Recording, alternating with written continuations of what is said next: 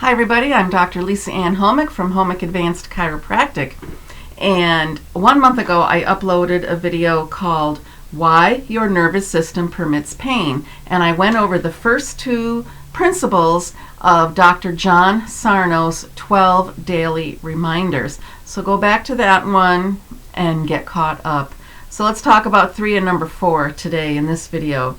So he says tension myositis syndrome, a term that he coined, is a harmless condition caused by repressed emotions.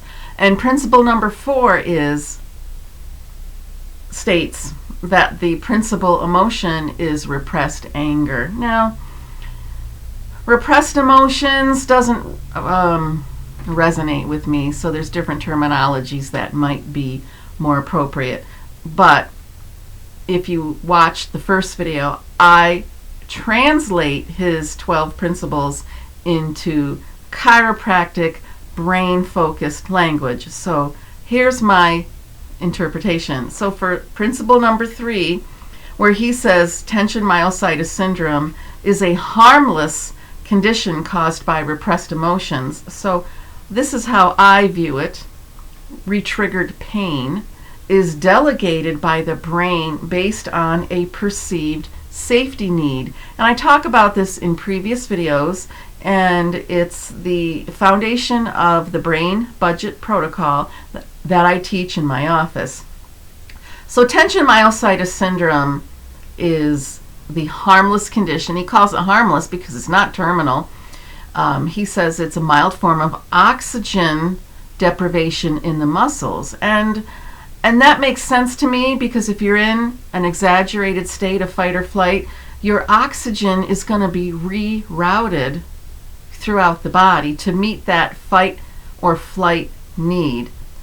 And the retriggered pain is kind of like on a cycle that repeats itself. And the brain has a memory of a previous trauma, emotional trauma, physical trauma, or emotions that are linked up with that previous trauma, and it becomes a perceived safety need that's unique to each individual nervous system.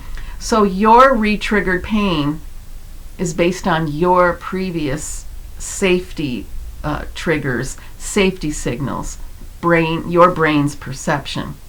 Now in principle number 4, where Dr. John Sarno says the main emotion is repressed anger, I interpret it as a fight or flight is a response to perceived danger embellished by fear or anger. I think we need to throw in fear with that.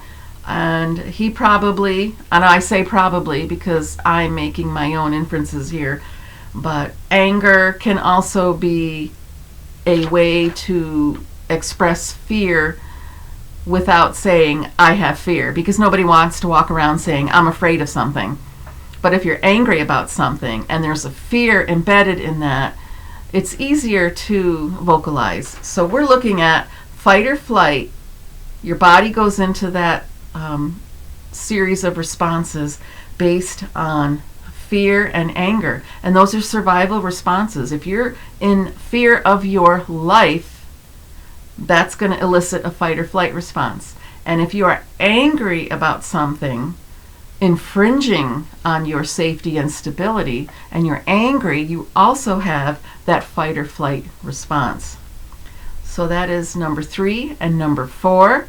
I'm going to work on the next video, and that will be number 5 and number 6. But if you study John Sarno, look up his books, and there's probably a lot on the internet to read.